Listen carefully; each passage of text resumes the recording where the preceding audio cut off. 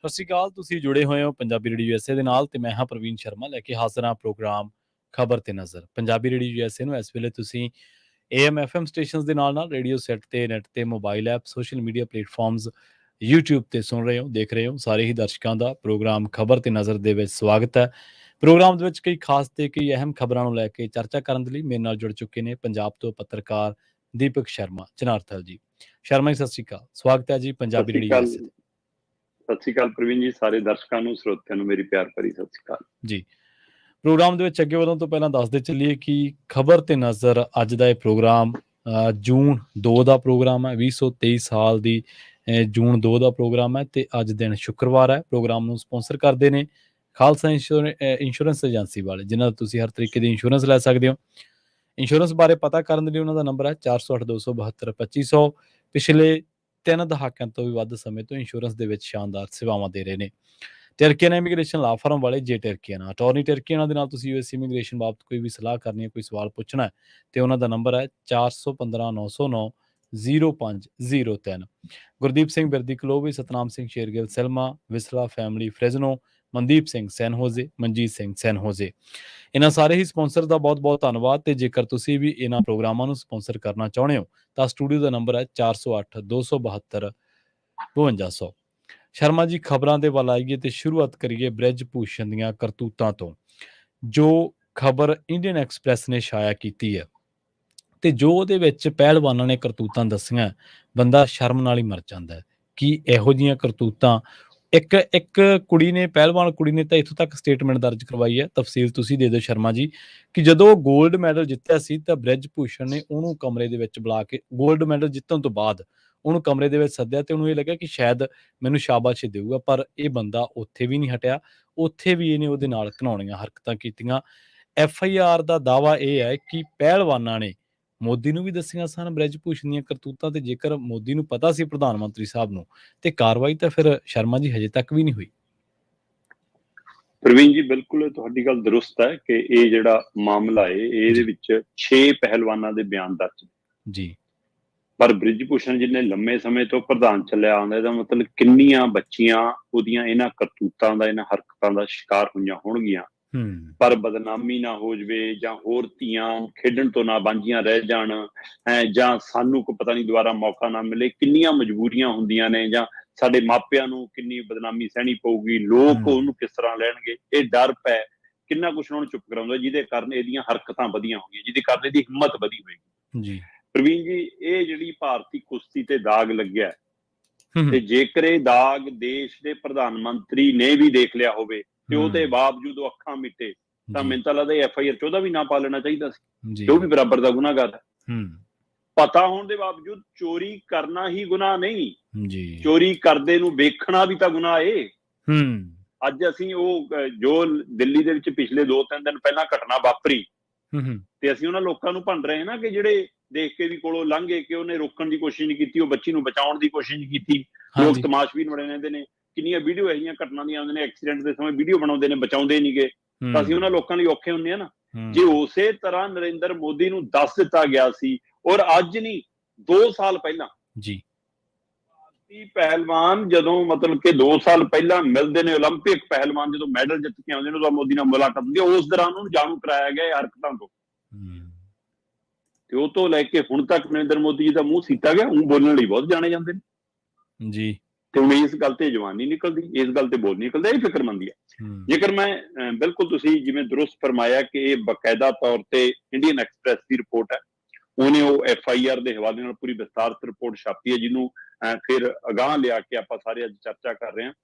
ਜਿਹੜੀ ਇਹ ਭਾਰਤੀ ਕੁਸ਼ਤੀ ਦਾਗਦਾਰ ਹੋਈ ਹੈ, ਬ੍ਰਿਜ ਭੂਸ਼ਣ ਦੇ ਉੱਤੇ ਜਿਹੜਾ ਮੁਕੱਦਮਾ ਦਰਜ ਹੋਇਆ ਹੈ 2012 ਤੋਂ ਲੈ ਕੇ 2022 ਤੱਕ ਜੀ, 12 ਤੋਂ 22 10 ਸਾਲ। ਫਿਰ ਉਹ ਜਿਹੜੇ ਕਹਿੰਦੇ ਆ ਨਾ ਕਿ ਇਹ ਕੁੜੀ ਤਾਂ ਜੀ ਹੁਣ ਬਾਲਗ ਹੋ ਗਈ, ਆਓ ਵੀ ਝਾਕ ਲੈਣ। ਫਿਰ 2012 ਤੋਂ 22 ਤੱਕ ਜੀ, ਉਹ 10 ਸਾਲ ਦੀਆਂ ਘਟਨਾਵਾਂ, 10 ਸਾਲ ਦੇ ਵਿੱਚ ਵਾਪਰੇ ਵਰਤਾਂਤ ਨੂੰ ਕਰੀਬ 15 ਘਟਨਾਵਾਂ ਦੇ ਹਵਾਲੇ ਨਾਲ FIR ਦਰਜ ਜੀ। ਇਹ ਘਟਨਾਵਾਂ, ਇਹ ਕਾਰੇ ਤਾਂ ਨਿਤ ਦਿਨ ਵਰਤਦੇ ਹੋਣਗੇ, ਜਿਹੜੇ ਜਿਹੜੇ ਮਤਲਬ ਕਿ ਪਸ਼ੂ ਨੂੰ ਦੂਈ ਖੁਰਲੀ ਚ ਮੂੰਹ ਮਾਰਨ ਦੀ ਆਦਤ ਪੈ ਜਾਵੇ, ਹਾਂਜੀ ਉਹ ਥੋੜਾ ਕਿ ਹਾਂ ਸਾਲ ਚ 1 ਦਿਨ ਮਿੱਥ ਕੇ ਮਾਰੂਗਾ, 2 ਦਿਨ ਮਾਰੂਗਾ, ਹੁਣ ਤਾਂ ਲੰਘੇ ਜਾਂਦੇ ਨੇ ਰੋਜ਼ ਮਾਰਨਾ। ਸੋ ਉਸੇ ਕਾਰਨ ਉਹ ਪਹਿਲਵਾਨ ਧੀਆਂ ਦੱਸਦੀਆਂ ਨੇ ਕਿ ਅਸੀਂ ਜੇ ਆਪਣੇ ਕਮਰਿਆਂ ਚੋਂ ਮੈਸ ਤੱਕ ਰੋਟੀ ਖਾਣ ਵੀ ਜਾਂਦੀਆਂ ਸੀ ਤਾਂ ਵੀ 1 ਜਾਂ 2 ਨਹੀਂ ਜਾਂਦੀਆਂ ਸੀ, ਇਕੱਠੀਆਂ ਝੁੰਡ ਬਣਾ ਕੇ ਜਾਂਦੀਆਂ ਸੀ। ਇੰਨਾ ਡਰ ਸੀ ਜੀ, ਕਿਉਂਕਿ ਕਹਿੰਦੇ ਕਿ ਜਾਣਬੁੱਝ ਕੇ ਜਿਹੜੀ ਫਲੋਰ ਤੇ ਕੁੜੀਆਂ, ਜਿਹੜੀ ਮੰਜ਼ਿਲ ਤੇ ਕੁੜੀਆਂ ਰਹਿੰਦੀਆਂ ਨੇ, ਪਹਿਲਵਾਨ ਧੀਆਂ ਰਹਿੰਦੀਆਂ ਨੇ, ਉਹਨਾਂ ਹੀ ਮੰਜ਼ਿਲਾਂ ਤੇ ਕਮਰੇ ਲੈਂਦਾ ਸੀ ਤੇ ਕਦੀ ਜਾਣ ਕੇ ਲੂੰਗੀ ਜੀ ਲਾ ਕੇ ਫਿਰਦਾ ਰਹਿੰਦਾ ਸੀ ਤੇ ਕਦੇ ਬਹਾਨੇ ਨਾਲ ਬੁਲਾਉਂਦਾ ਸੀ, ਕਦੇ ਹੱਥ ਮਾਰਦਾ ਸੀ, ਕਦੇ ਕੁਝ ਕਰਦਾ ਸੀ। ਇਹ ਸਾਰਾ ਕੁਝ ਦਰਜ ਹੈ ਜੀ। ਮੈਂ ਜੇਕਰ ਇਸ ਦੀ ਪੂਰੀ ਇਸ FIR ਦੇ ਹਵਾਲੇ ਨਾਲ ਆਵਾਂ ਤਾਂ ਬਕਾਇਦਾ ਤੌਰ ਤੇ ਬ੍ਰਿਜ ਭੂਸ਼ਣ ਦੇ ਖਿਲਾਫ ਜਿਹੜੀ FIR ਦਰਜ ਹੋਈ ਆ, ਹੈ ਨਾ, ਉਹਦੇ ਵਿੱਚ 15 ਘਟਨਾਵਾਂ ਦਾ ਜ਼ਿਕਰ ਹੈ। 6 ਸਾਡੀਆਂ ਜਿਹੜੀਆਂ ਧੀਆਂ ਪਹਿਲਵਾਨ ਨੇ, ਬੀਬੀਆਂ ਪਹਿਲਵਾਨ ਨੇ, ਬੱਚੀਆਂ, ਉਹਨਾਂ ਨੇ ਇਹ ਸਾਰੀ ਜਾਣਕਾਰੀ ਦਿੱਤੀ ਹੈ। ਠੀਕ ਹੈ। ਤੇ ਇਹਦੇ ਵਿੱਚ ਬਕਾਇਦਾ ਤੌਰ ਤੇ ਉਹਨਾਂ ਨੇ ਕਿਹਾ ਕਿ ਸਾਨੂੰ ਬ੍ਰਿਜ ਭੂਸ਼ਣ ਨੂੰ ਕੱਲਿਆਂ ਮਿਲਣ ਤੋਂ, ਨਾ ਗੱਲ ਕਰਨ ਤੋਂ ਵੀ ਡਰ ਲੱਗਦਾ ਸੀ। ਅਸੀਂ ਕੱਲੀਆਂ ਤੁਰ ਵੀ ਨਹੀਂ ਸਕਦੀਆਂ ਹੁੰਦੀਆਂ ਸੀ, ਜਿਸ ਖੇਤਰ 'ਚ ਬ੍ਰਿਜ ਭੂਸ਼ਣ ਹੋਵੇ ਅਸੀਂ ਇਕੱਠੀਆਂ ਜਾਂਦੀਆਂ ਸੀ। ਇਹ ਘਟਨਾਵਾਂ ਸਾਰੀਆਂ 2012 ਤੋਂ ਲੈ ਕੇ 22 ਤੱਕ ਦੇ ਦਰਮਿਆਨ ਦੀਆਂ ਨੇ ਤੇ ਜਿਹਦੇ ਵਿੱਚੋਂ ਕੁਝ ਭਾਰਤ 'ਚ ਤੇ ਕੁਝ ਵਿਦੇਸ਼ 'ਚ ਨੇ, ਕੁਝ ਕਮਰੇ 'ਚ ਤੇ ਕੁਝ ਮੈਦਾਨ 'ਚ ਨੇ ਜੀ। ਮੈਂ ਜੇਕਰ 6 ਦੇ ਹਵਾਲੇ ਨਾਲ ਗੱਲ ਕਰਾਂ, ਇੱਕ ਰੈਸਲਰ ਕੁੜੀ ਜਿਹੜੀ ਪਹਿਲੀ ਕਹਿੰਦੀ ਹੈ ਕਿ ਮੇਰੀ ਸਾਹ ਚੈੱਕ ਕਰਨ ਦੇ ਬਹਾਨੇ ਉਹ ਸਾਨੂੰ ਛੂਹਣ ਦੀ ਕੋਸ਼ਿਸ਼ ਕਰਦਾ ਸੀ ਜੀ। ਪ੍ਰਵੀਨ ਜੀ, ਮੈਂ ਇਹਨਾਂ 6 ਬੱਚੀਆਂ ਨੇ ਜਿਹੜੇ ਇਸ FIR ਦੇ ਵਿੱਚ ਜੋ ਤੱਥ ਦੱਸੇ ਨੇ, ਮੈਂ ਉਹ ਤੋਂ ਪਹਿਲਾਂ ਇੱਕ ਗੱਲ ਕਰਨੀ ਚਾਹੁੰਦਾ ਕਿ ਭਗਵਾਨ ਨੇ, ਪ੍ਰਮਾਤਮਾ ਨੇ, ਕੁਦਰਤ ਨੇ ਜਿਹੜੀ ਔਰਤ ਨੂੰ ਬਣਾਇਆ ਨਾ ਜੀ ਜੀ, ਉਸ ਔਰਤ ਕੋਲ ਇੱਕ ਅਜਿਹਾ ਸੈਂਸਰ ਹੈ, ਇੱਕ ਅਜਿਹੀ ਤਾਕਤ ਹੈ, ਇੱਕ ਅਜਿਹੀ ਸ਼ਕਤੀ ਹੈ ਕਿ ਉਹ ਹੱਥ ਲਾਉਣਾ, ਛੂਹਣਾ, ਹੈ ਨਾ, ਉਸਦੇ ਉੱਤੇ ਕੋਈ ਕਮੈਂਟ ਕਰਨਾ ਤਾਂ ਬਹੁਤ ਦੂਰ ਦੀ ਗੱਲ ਆ। ਉਹ ਅੱਖ ਦੀ ਭਾਸ਼ਾ ਵੀ ਪਛਾਣ ਲੈਂਦੀ ਹੈ ਕਿ ਬੰਦਾ ਮੈਨੂੰ ਕਿਸ ਨਜ਼ਰ ਨਾਲ ਦੇਖ ਰਿਹਾ ਜੀ। ਤੇ ਜੇ ਬੱਚੀਆਂ ਬੋਲ ਰਹੀਆਂ ਨੇ ਤਾਂ ਮੈਨੂੰ ਲੱਗਦਾ ਕਿ ਦੇਸ਼ ਦੇ ਮਰਦ ਜਾਗਣ ਨਾ ਜਾਗਣ, ਪਰ ਦੇਸ਼ ਦੀਆਂ ਸਮੁੱਚੀਆਂ ਧੀਆਂ, ਔਰਤਾਂ, ਭੈਣਾਂ, ਬੀਬੀਆਂ, ਬਜ਼ੁਰਗਾਂ ਨੂੰ ਤਾਂ ਇਹਨਾਂ ਦੇ ਹੱਕ 'ਚ ਪਹਿਲਾਂ ਖੜ ਜਾਣਾ ਚਾਹੀਦਾ। ਪਹਿਲੀ ਰੈਸਲਰ ਕਹਿੰਦੀ ਹੈ ਜੀ ਕਿ ਸਾਹ ਚੈੱਕ ਕਰਨ ਦੇ ਬਹਾਨੇ ਮੈਨੂੰ ਟੱਚ ਕਰਦਾ ਸੀ, ਮੈਨੂੰ ਬਾਰ-ਬਾਰ ਹੱਥ ਫੇਰਦਾ ਸੀ ਸਾਡੇ ਤੇ। ਇਹ 1 ਵਾਰ ਨਹੀਂ, 2 ਵਾਰ ਨਹੀਂ, 4 ਵਾਰ ਤੋਂ ਵੱਧ ਵਾਰ ਹੋਇਆ। ਕਹਿੰਦੀ ਮੈਂ ਰੈਸਟੋਰੈਂਟ ਵਿੱਚ ਸੀਗੀ, ਬ੍ਰਿਜ ਭੂਸ਼ਣ ਵੀ ਉੱਥੇ ਸੀ, ਹੈ ਨਾ, ਉਹਨੇ ਮੈਨੂੰ ਆਪਣੇ ਕੋਲ ਬੁਲਾਇਆ। ਪਹੁੰਚਦੇ ਹੀ ਕਹਿੰਦੀ ਜਿੱਦਾਂ ਮੈਂ ਨੇੜੇ ਗਈ, ਅਚਾਨਕ ਮੈਨੂੰ ਗਲਤ ਤਰੀਕੇ ਨਾਲ ਛੂਹਣਾ ਸ਼ੁਰੂ ਕਰਤਾ। ਮੈਂ ਕਹਿੰਦੀ ਹੱਥ ਪਿਛਾਂ ਖਿੱਚਿਆ ਤਾਂ ਉਹਨੇ ਜਾਣ-ਬੁੱਝ ਕੇ ਕਿਹਾ ਕਿ ਨਹੀਂ, ਤੇਰਾ ਸਾਹ ਚੈੱਕ ਕਰਨਾ, ਤੇ ਸਾਹ ਚੈੱਕ ਕਰਨ ਦੇ ਬਹਾਨੇ ਕਹਿੰਦੇ ਕਿ ਉਹ ਜਾਣ ਕੇ ਮੇਰੇ ਛਾਤੀ ਤੇ ਹੱਥ ਫੇਰਦਾ ਰਿਹਾ। ਸੋ ਇਹ ਕਰਤੂਤਾਂ। ਫਿਰ ਉਹ ਤੋਂ ਬਾਅਦ ਦੂਜੀ ਰੈਸਲਰ ਉਹ ਕਹਿੰਦੀ ਕਿ ਜਦੋਂ ਮੈਂ ਉਹਦਾ ਵਿਰੋਧ ਕੀਤਾ, ਮੈਂ ਉਹਨੂੰ ਕਿਹਾ ਕਿ ਨਹੀਂ ਜੀ ਆ ਕੀ ਨਾ, ਕਹਿੰਦੀ ਤਾਂ ਉਹ ਕਹਿੰਦਾ ਸੀ ਅੱਛਾ ਫਿਰ ਕੈਰੀਅਰ ਬਰਬਾਦ ਹੋ ਜਾਊਗਾ, ਫਿਰ ਸਵਾਦ ਆਊਗਾ, ਖੇਡ ਵੀ ਨਹੀਂ ਸਕੇਗੀ। ਇਹ ਗੱਲ ਮੇਰੇ ਕੋਲ ਫੋਨ ਨਹੀਂ ਸੀ ਕਹਿੰਦੀ, ਤੇ ਮੇਰੇ ਮਾਪਿਆਂ ਨਾਲ ਗੱਲ ਕਰਾਉਣ ਲਈ ਮੈਨੂੰ ਬੁਲਾਇਆ, ਮੇਰੇ ਫੋਨ ਤੋਂ ਮੇਰੇ ਮਾਪਿਆਂ ਨਾਲ ਗੱਲ ਕਰਾਈ, ਤੇ ਜਿੱਦਾਂ ਹੀ ਕਹਿੰਦੀ ਫੋਨ ਕੱਟ ਹੋਇਆ ਤੇ ਮੈਂ ਖੜੀ ਸੀ ਤੇ ਬ੍ਰਿਜ ਭੂਸ਼ਣ ਆਪਣੇ ਕਮਰੇ 'ਚ ਆਪਣੇ ਮੰਜੇ ਤੇ ਪਿਆ ਸੀ, ਤੇ ਕਹਿੰਦੀ ਫੋਨ ਕੱਟਣ ਤੋਂ ਬਾਅਦ ਤੁਰੰਤ ਮੈਨੂੰ ਆਪਣੇ ਕੰਨੀ ਖਿੱਚ ਲਿਆ ਜੀ। ਤੇ ਕਹਿੰਦੀ ਅਚਾਨਕ ਇਸ ਤੋਂ ਮੈਂ ਹੈਰਾਨ ਵੀ ਹੋ ਗਈ, ਘਬਰਾ ਗਈ, ਤੇ ਮੈਂ ਵਿਰੋਧ ਕੀਤਾ। ਤੇ ਕਹਿੰਦੀ ਮੈਨੂੰ ਕਹਿੰਦਾ ਕਿ ਕੋਈ ਨਾ, ਤੇਰਾ ਕੈਰੀਅਰ ਸੈੱਟ ਹੋ ਜੂ, ਤੂੰ ਮੈਨੂੰ ਸੈੱਟ ਕਰ ਦੇ। ਤੇ ਮਤਲਬ ਇਸ FIR ਦੇ ਵਿੱਚ 6 ਧੀਆਂ ਨੇ ਜਿਹੜੀ 15 ਵਾਰ ਆਪਣੀ ਪੀੜ ਦਰਜ ਕਰਾਈ ਆ, ਉਹਦੇ ਵਿੱਚ 3 ਤੋਂ 4 ਵਾਰ ਇਹ ਵੀ ਗੱਲ ਦਰਜ ਹੈ ਕਿ ਉਹਨੇ ਸਿੱਧਾ ਸਪਸ਼ਟ ਕਿਹਾ ਕਿ ਮੇਰਾ ਸਰੀਰਕ ਸੰਬੰਧ ਬਣਾ। ਹਾਂਜੀ ਹਾਂਜੀ, ਬਿਲਕੁਲ। ਤੀਜੀ ਤੋਂ ਬਾਅਦ ਇੱਕ ਧੀ ਸਾਡੀ ਕਹਿੰਦੀ ਹੈ ਕਿ ਮੈਂ ਆਪਣੇ ਭਰਾ ਨਾਲ ਗਈ ਸੀ, ਮੇਰੇ ਭਰਾ ਨੂੰ ਕਹਿੰਦਾ ਕਿ ਬਾਹਰ ਬਹਿ ਜਾ ਜੀ, ਮੈਨੂੰ ਅੰਦਰ ਬੁਲਾ ਲਿਆ। ਅੰਦਰ 1 ਜਾਂ 2 ਬੰਦੇ ਜਿਹੜੇ ਸੀ ਉਹਨਾਂ ਨੂੰ ਵੀ ਬਾਹਰ ਭੇਜਤਾ, ਤੇ ਫਿਰ ਦਰਵਾਜ਼ਾ ਜਬਰੀ ਬੰਦ ਕਰਕੇ ਮੇਰੇ ਨਾਲ ਸੰਬੰਧ ਬਣਾਉਣ ਦੀ ਕੋਸ਼ਿਸ਼ ਕੀਤੀ, ਤੇ ਮੈਂ ਵਿਰੋਧ ਕਰਕੇ ਧੱਕਾ ਦੇ ਕੇ ਜਿਵੇਂ ਵੀ ਹੈ ਬਚ ਕੇ ਭੱਜੀ। ਉਸ ਤੋਂ ਬਾਅਦ ਇੱਕ ਰੈਸਲਰ ਕਹਿੰਦੀ ਆ ਕਿ ਖਾਣਾ ਖਾਣ ਦੇ ਲਈ ਮਤਲਬ ਅਸੀਂ ਗਰੁੱਪ 'ਚ ਨਿਕਲਦੀਆਂ ਸੀ, ਤੇ ਮੈਨੂੰ ਕਹਿੰਦਾ ਕਿ ਜੇ ਤੂੰ ਖਾ ਲਏਂਗੀ ਤਾਂ ਇਹਦੇ ਨਾਲ ਤੇਰੀ ਤਾਕਤ ਇੰਨੀ ਵੱਧ ਜਾਣੀ ਕਿ ਤੂੰ ਵਧੀਆ ਖੇਡ ਸਕੇਂਗੀ, ਜਦੋਂ ਕਿ ਕਹਿੰਦੀ ਮੇਰੇ ਡਾਈਟ ਵਾਲੇ ਨੇ ਮੈਨੂੰ ਇਹ ਜਿਹੀਆਂ ਕਿਸੇ ਵੀ ਚੀਜ਼ਾਂ ਖਾਣ ਤੋਂ ਰੋਕਿਆ ਹੋਇਆ ਸੀ ਜੀ।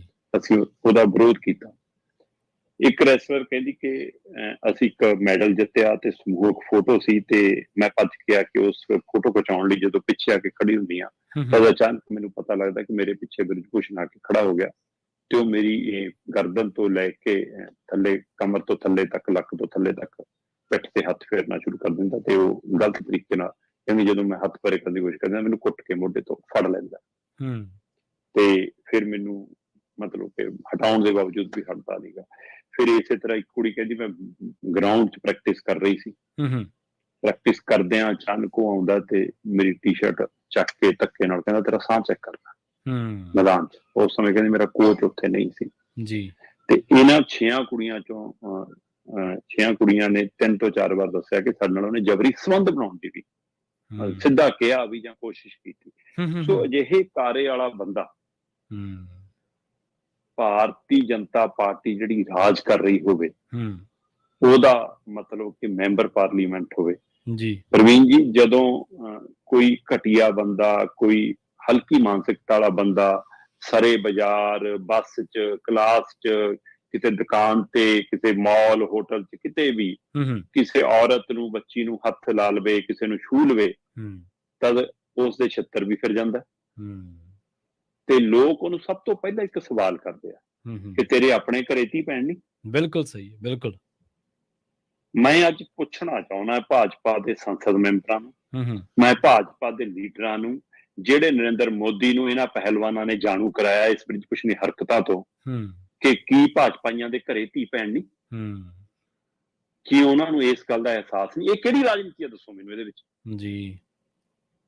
ਮਤਲਬ ਇਹਦਾ ਮਤਲਬ ਪ੍ਰਵੀਨ ਜੀ ਇਹ ਸਾਫ਼ ਹੈ ਕਿ 6 ਨੇ ਤਾਂ ਹਿੰਮਤ ਦਿਖਾਤੀ। ਹੋਇਆ ਸ਼ਿਕਾਰ ਕਿੰਨੀਆਂ ਹੋਣੀਆਂ, ਕਿੰਨੀਆਂ ਚਿੜੀਆਂ ਇਹਨੇ ਮਸਲੀਆਂ ਹੋਣੀਆਂ ਜਿਨ੍ਹਾਂ ਨੇ ਬਾਜ ਬਣ ਕੇ ਉੱਡਣਾ ਸੀ, ਉਹਨਾਂ ਕਿੰਨਿਆਂ ਦਾ ਕਰੀਅਰ ਬਰਬਾਦ ਕੀਤਾ ਹੋਣਾ ਤੇ ਕਿੰਨਿਆਂ ਨੂੰ ਖੇਲਣ ਤੋਂ ਅੱਗੇ ਜਾਣ ਤੋਂ ਰੋਕਤਾ ਹੋਤਾ ਨਾ, ਜਿਹਨੇ ਦੀ ਇੱਛਾ ਤੇ ਪੂਰੀਆਂ ਨਹੀਂ ਉਤਰੀਆਂ। ਤੇ ਇਸ ਲਈ ਇਹ 6 ਧੀਆਂ ਨੂੰ ਤਾਂ ਸਲਾਮ ਕਰਨਾ ਬਣਦਾ। ਅਸਲੀ ਮੈਡਲ ਤਾਂ ਇਹਨਾਂ ਨੇ ਆ ਜਿੱਤੇ ਨੇ, ਜਿਹੜੇ ਅਜਿਹੇ ਦਾ ਕਾਰਾ ਸਾਹਮਣੇ ਲਿਆਤਾ। ਪਰ ਅਫਸੋਸ, ਜਿਹੜੀ ਉਮੀਦ ਸੀ ਕਿ ਦੇਸ਼ ਕਿਸ ਤਰ੍ਹਾਂ ਰਿਐਕਟ ਕਰੇਗਾ, ਲੋਕ ਕਿਸ ਤਰ੍ਹਾਂ ਰਿਐਕਟ ਕਰਨਗੇ, ਉਵੇਂ ਨਹੀਂ ਕੀਤਾ ਗਿਆ ਜੀ। ਉਹ ਅੰਨਾ ਹਜ਼ਾਰੇ ਦੇ ਅੰਦੋਲਨ 'ਚ ਜਿਹੜੇ ਬੜੇ ਸਿਰਾਂ ਦੇ ਉੱਤੇ ਚੀਜ਼ਾਂ ਰੱਖ ਜਾਂਦੇ ਸੀ, ਉਹਦੇ ਮੂਹਰੇ ਨੱਚਦੇ ਸੀ, ਦੇਸ਼ ਭਗਤੀ ਦੇ ਗੀਤ ਗਾਉਂਦੇ ਸੀ, ਆਹ ਕਿੱਥੇ ਹੁਣ ਦੇਸ਼ ਭਗਤੀ ਦੱਸੋ ਮੈਨੂੰ? ਹੁਣ ਇਹਨਾਂ ਨੂੰ ਨਕਸਲੀ ਵੀ ਕਹਿ ਲਓ, ਇਹਨਾਂ ਨੂੰ ਚੀਨੀ ਵੀ ਕਹਿ ਲਓ, ਇਹਨਾਂ ਨੂੰ ਪਾਕਿਸਤਾਨੀ ਵੀ ਕਹਿ ਲਓ, ਇਹਨਾਂ ਨੂੰ ਵਿਦੇਸ਼ੀ ਫੰਡਿੰਗ ਵਾਲੇ ਵੀ ਕਹਿ ਲਓ, ਮਤਲਬ ਇਹੀ ਲੋਕ ਜਿਹੜੇ ਕਦੇ ਭਾਰਤ ਦੀ ਸ਼ਾਨ ਸੀ, ਜਿਹੜੀਆਂ ਧੀਆਂ ਤੇ ਫਿਲਮਾਂ ਬਣੀਆਂ, ਜਿਹੜੀਆਂ ਧੀਆਂ ਨੂੰ, ਸੋ ਹੁਣ ਇੱਥੋਂ ਹਿਸਾਬ ਲਾ ਲਓ ਕਿ 올림픽 ਜਿੱਤਣ ਤੋਂ ਬਾਅਦ ਮੋਦੀ ਬੁਲਾਉਂਦਾ ਇਹਨਾਂ ਨੂੰ ਤੇ ਉਸ ਭਾਰਤ ਦੇ ਪ੍ਰਧਾਨ ਮੰਤਰੀ ਨੂੰ ਇਹ ਪਹਿਲਵਾਨ ਜਾਣੂ ਕਰਾਉਂਦੇ ਨੇ ਇਸ ਹਰਕਤਾਂ ਤੋਂ ਜੀ। ਤੇ ਉਹ ਦਿਨ ਤੇ ਅੱਜ ਦਾ ਦਿਨ ਕਿੱਥੇ ਹੈ? ਇਹ ਸਮਾਂ ਅੱਜ ਤੋਂ 2 ਸਾਲ ਪਹਿਲਾਂ ਦਾ ਦੱਸਿਆ ਵਾ ਉਹਨੂੰ ਜੀ। ਤੇ 2 ਸਾਲਾਂ 'ਚ ਉਸ ਬੰਦੇ ਦੀ ਇੱਕ ਜ਼ਬਾਨ ਨਾ ਖੁੱਲੇ, ਉਹ ਇਸ ਬੰਦੇ ਤੇ ਕਾਰਵਾਈ ਨਾ ਕਰੇ, ਕੀ ਮਜਬੂਰੀਆਂ ਨੇ? ਸਵਾਲ ਹੈ। ਬਿਲਕੁਲ ਸਹੀ। ਕਿਹੜੇ ਕਾਲੇ ਕਾਰਨਾਮੇ ਨੇ ਜਿਹੜੇ ਤੁਸੀਂ ਇਕੱਠੇ ਕੀਤੇ ਹੋਏ ਨੇ, ਜਿਹੜੇ ਤੁਸੀਂ ਉਹਨੂੰ ਹਟਾ ਨਹੀਂ ਪਾ ਰਹੇ, ਜਾਂ ਕਿਹੜੇ ਉਹਨੇ ਤੁਹਾਡੇ ਲਈ ਅਜੇ ਪੁੱਠੇ ਕੰਮ ਕੀਤੇ ਨੇ ਕਿ ਤੁਹਾਡੇ ਕੋਲ, ਤੁਹਾਡੇ ਰਾਜ ਨੇ ਉਹਦੇ ਕੋਲ, ਤੁਸੀਂ ਉਹਤੇ ਐਕਸ਼ਨ ਨਹੀਂ ਲੈ ਪਾ ਰਹੇ ਜੀ। ਪਰ ਅਯੋਧਿਆ 'ਚ ਹੋਣ ਵਾਲੀ ਰੈਲੀ ਰੱਦ ਹੋ ਗਈ। ਬ੍ਰਿਜ ਭੂਸ਼ਣ ਨੇ ਆਪਣੇ ਹੱਕ ਦੇ ਲਈ ਸੰਤ ਸੰਮੇਲਨ ਬੁਲਾਉਣਾ ਜੀ, ਸਾਧੂ ਮਹਾਤਮਾ ਬੁਲਾਉਣੇ ਜੀ, ਕਹਿੰਦੇ ਜੀ ਪ੍ਰਸ਼ਾਸਨ ਨੇ ਮਨਜ਼ੂਰੀ ਨਹੀਂ ਦਿੱਤੀ। ਪ੍ਰਸ਼ਾਸਨ ਦੀ ਕੀ ਹਿੰਮਤ ਹੈ ਜੀ ਮਨਜ਼ੂਰੀ ਨਾ ਦੇਵੇ? ਕੀ ਮਜਾਲ ਆ ਉਹਦੀ ਜੀ। ਇਹ ਸੁਨੇਹਾ ਦਿੱਲੀ PMO ਹਾਊਸ ਤੋਂ ਗਿਆ ਜੀ ਕਿ ਭਾਈ ਬਹੁਤ ਸਾਡਾ ਜਲੂਸ ਨਿਕਲ ਰਿਹਾ, ਬਸ ਹੁਣ ਤੂੰ ਚੁੱਪ ਕਰ ਜਾ। ਅਜੇ ਬਿਆਨਬਾਜ਼ੀ ਕਰਨ ਤੋਂ ਬ੍ਰਿਜ ਭੂਸ਼ਣ ਨੂੰ ਰੋਕਿਆ, ਮੀਡੀਆ 'ਚ ਟਿੱਪਣੀ ਕਰਨ ਤੋਂ ਰੋਕਿਆ ਤੇ ਰੈਲੀ ਰੱਦ ਕਰਨ ਦੀ ਸਲਾਹ ਦਿੱਤੀ ਹੈ।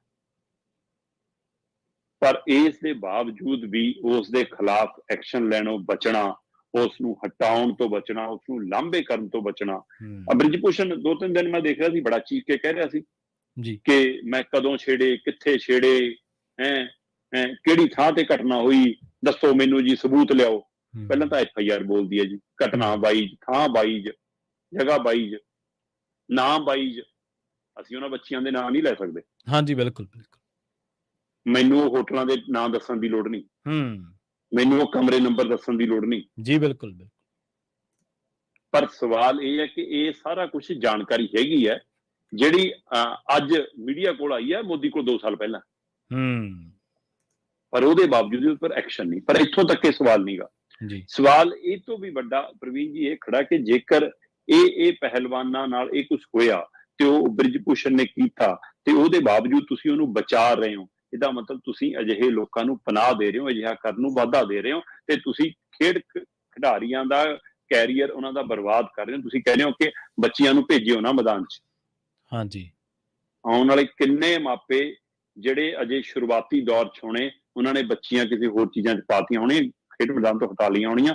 ਕਿੱਥੇ ਤੁਸੀਂ ਗੱਲਾਂ ਕਰਦੇ ਹੋ ਚੀਨ ਦਾ ਮੁਕਾਬਲਾ ਕਰਾਂਗੇ, ਅਸੀਂ ਫਲਾਣੇ ਮੁਲਕ ਦਾ ਮੁਕਾਬਲਾ ਕਰਾਂਗੇ, ਐ ਹੋਊਗਾ ਮੁਕਾਬਲਾ? ਜੀ। ਸੋ ਜਦੋਂ ਇਹੋ ਜਿਹੇ ਲੋਕਾਂ ਹੱਥ ਤੁਸੀਂ ਕੁਸ਼ਤੀ ਦੀ ਡੋਰ ਸੌਂਪੋਗੇ, ਖੇਡਾਂ ਦੀ ਡੋਰ ਸੌਂਪੋਗੇ, ਸੋ ਵੱਡਾ ਸਵਾਲ ਖੜਾ। 1983 ਦੀ ਵਰਲਡ ਕੱਪ ਦੀ ਟੀਮ ਇਹਨਾਂ ਪਹਿਲਵਾਨਾਂ ਦੇ ਹੱਕ 'ਚ ਆਈ ਆ ਜੀ।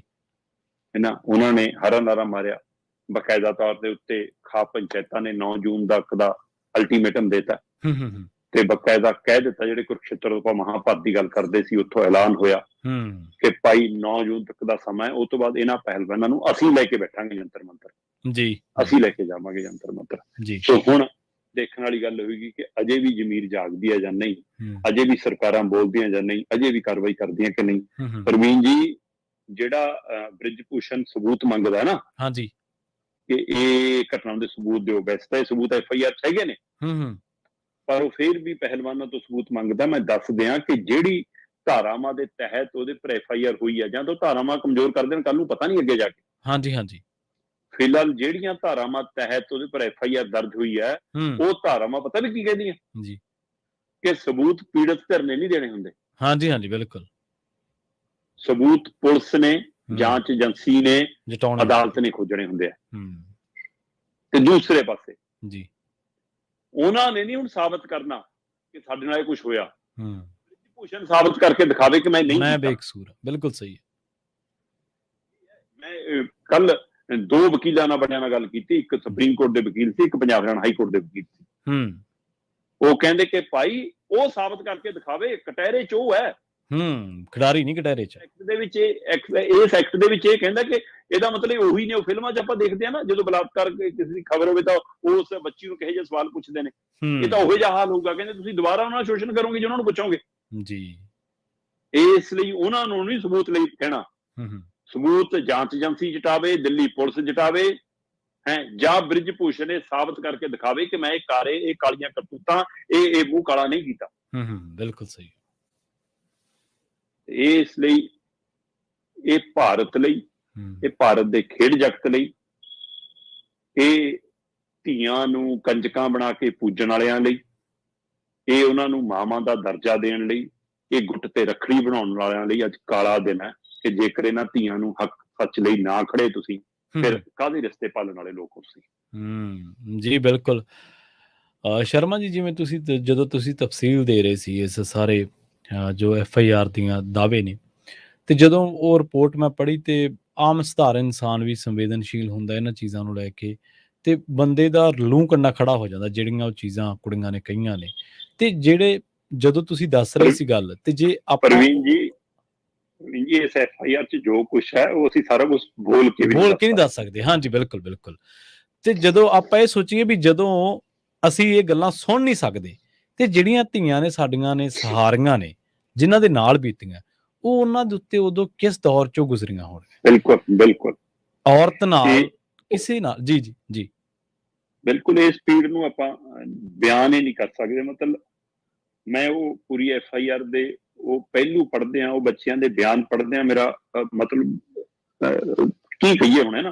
ਪਰ ਉਹ ਜਿਨ੍ਹਾਂ ਨੇ ਪਲ ਹੰਢਾਇਆ ਹੁਣ, ਉਹ ਕਿਵੇਂ ਜੀਆਂ ਹੋਣੀਆਂ ਤੇ ਕਿਵੇਂ ਮਰੀਆਂ ਹੋਣੀਆਂ। ਬਿਲਕੁਲ। ਮਤਲਬ ਕਿਸ ਹਾਲਾਤ 'ਚੋਂ ਨਿਕਲ ਕੇ ਅੱਜ ਪ੍ਰਦਰਸ਼ਨ ਤੱਕ ਆਈਆਂ, ਇਹ ਸਮਝੋ ਕਿ ਅਚਾਨਕ ਨਹੀਂ, ਇਹ ਇੱਕ ਦਿਨ 'ਚ ਘੜ ਲਈ ਗਈ ਕਹਾਣੀ। ਜੀ, ਜਾਂ ਇੱਕ ਨਾਲ ਨਹੀਂ ਵਾਪਰਿਆ।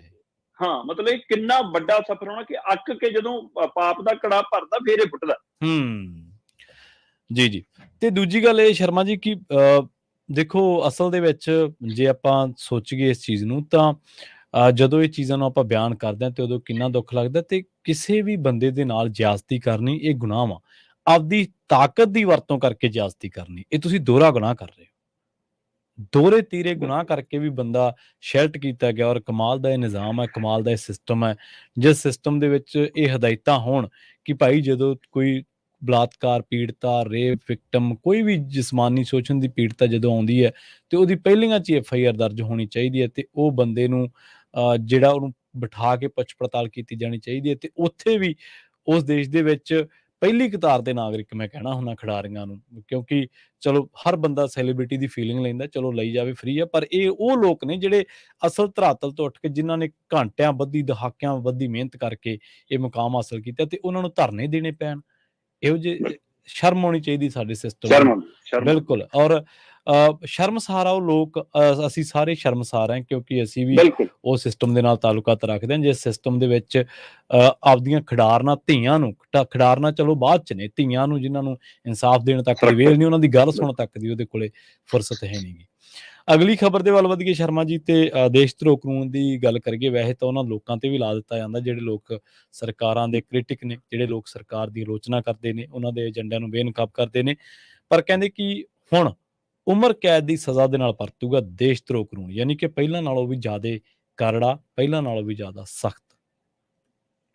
ਬਿਲਕੁਲ ਜੀ, ਦੇਸ਼ ਧਰੋਹ ਕਾਨੂੰਨ ਦੇ ਉੱਤੇ ਪਿਛਲੇ ਸਾਲ ਸੁਪਰੀਮ ਕੋਰਟ ਨੇ ਇੱਕ ਤਰ੍ਹਾਂ ਨਾਲ ਰੋਕ ਲਾਤੀ ਸੀ ਜੀ, ਤੇ ਪਰ ਉਸ ਨੂੰ ਬਹਾਲ ਕਰਨ ਦੇ ਲਈ ਜਿਹੜੀ ਨੀਤੀਕੜ ਆਯੋਗ ਹੈ ਨਾ, ਉਸ ਦੀ ਜਿਹੜੀ ਵਿਧੀ ਵਿਧਾਨ ਬਣਾਉਣ ਵਾਲਾ ਆਯੋਗ ਹੈ, ਉਹਨੇ ਬਕਾਇਦਾ ਤੌਰ ਤੇ ਸਰਕਾਰ ਨੂੰ ਸਿਫਾਰਿਸ਼ ਕੀਤੀ ਹੈ ਕਿ ਦੇਸ਼ ਧਰੋਹ ਕਾਨੂੰਨ ਨੂੰ ਨਵੇਂ ਰੂਪ ਚ, ਤਾਕਤਵਰ ਰੂਪ ਚ, ਨਵੀਆਂ ਸਜ਼ਾਵਾਂ ਦੇ ਰੂਪ ਸਾਹਮਣੇ ਲਿਆਓ, ਤੇ ਇਹ ਸਜ਼ਾ 3 ਸਾਲ ਦੀ ਨਹੀਂ ਹੋਣੀ ਚਾਹੀਦੀ, ਇਹ ਸਜ਼ਾ 7 ਸਾਲ ਜਾਂ ਘੱਟੋ ਘੱਟ ਉਮਰ ਕੈਦ ਵੀ ਹੋ ਸਕਦੀ ਹੈ, ਉਹ ਹੋਣੀ ਚਾਹੀਦੀ ਬਕਾਇਦਾ ਤੌਰ ਤੇ।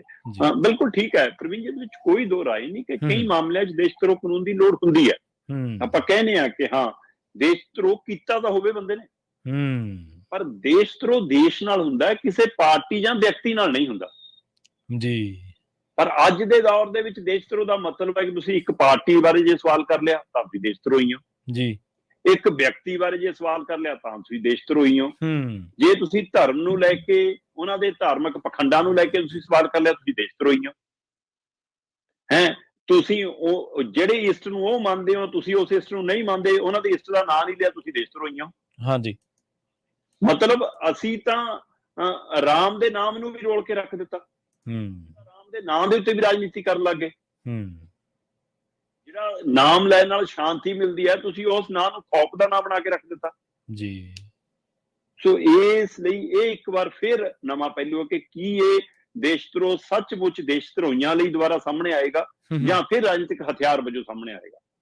ਇੱਕ ਵੱਡਾ ਫਿਕਰ ਮੰਦੀ ਜਦੋਂ ਤੱਕ ਸਵਾਲ ਹੈ, ਮੈਂ ਦੱਸ ਦਿਨਾ ਜੀ ਕਿ ਪਿਛਲੇ ਸਾਲ ਮਈ ਮਹੀਨੇ ਦੇ ਵਿੱਚ ਭਾਰਤ ਦੀ ਮਾਨਯੋਗ ਸੁਪਰੀਮ ਕੋਰਟ ਨੇ ਦੇਸ਼ ਧਰੋਹ ਕਾਨੂੰਨ ਜਿਹੜਾ IPC ਧਾਰਾ 124A ਹੈ, ਉਹਦੇ ਉੱਤੇ ਬਕਾਇਦਾ ਰੋਕ ਲਾਤੀ ਸੀ ਜੀ। ਤੇ ਪਰ ਦੇਸ਼ ਦੀ 22ਵੀਂ ਜਿਹੜਾ ਵਿਧੀ ਯੋਗ ਹੈ, ਉਹਨੇ ਹੁਣ ਇਹ ਸਿਫਾਰਿਸ਼ ਕੀਤੀ ਹੈ, ਉਹਨੇ ਕਿਹਾ ਕਿ ਨਹੀਂ, ਇਹਨੂੰ ਸਖਤੀ ਨਾਲ ਲਾਗੂ ਕਰਾਓ, ਕਿਉਂਕਿ ਰਿਟਾਇਰਡ ਜਸਟਿਸ ਰੀਤੂ ਰਾਜ ਅਵਸਥੀ ਹੋਰੀ ਨੇ ਜਿਹੜੇ ਉਹ ਇਹਦੇ ਮੁਖੀ ਨੇ, ਤੇ ਇਹਨਾਂ ਦੇ ਵਿੱਚ ਹੋਰ ਜਿਹੜੇ ਮੈਂਬਰ ਨੇ, ਉਹਨਾਂ ਸਾਰਿਆਂ ਨੇ ਇਸ ਪ੍ਰਕਿਰਿਆ ਨੂੰ ਵਧਾ ਕੇ ਕਿਹਾ ਜੀ ਕਿ ਧਾਰਾ 154 ਦੇ ਵਿੱਚ ਬਕਾਇਦਾ ਤੌਰ ਤੇ ਸੰਵਿਧਾਨ ਦੇ ਵਿੱਚ ਇਹ ਪ੍ਰੋਵੀਜ਼ਨ ਹੋਵੇ ਕਿ ਇਹਦੇ ਮੁਤਾਬਕ ਦੇਸ਼ ਧਰੋਹ ਦੇ ਲਈ ਜਿਹੜਾ ਵੀ ਬੰਦਾ ਇਹਦੇ ਵਿੱਚ ਸ਼ਾਮਲ ਪਾਇਆ ਜਾਵੇ, ਉਹਨੂੰ ਘੱਟੋ ਘੱਟ 7 ਸਾਲ ਨਹੀਂ ਤਾਂ ਫਿਰ ਉਮਰ ਕੈਦ ਦੀ ਸਜ਼ਾ ਜ਼ਰੂਰ ਹੋਵੇ। ਇਹ ਪ੍ਰੋਵੀਜ਼ਨ ਰੱਖੋ, ਕਹਿੰਦੇ ਇਹਦੇ ਰੂਪ ਚ, ਨਵੇਂ ਰੂਪ ਚ ਲੈ ਕੇ ਆਓ।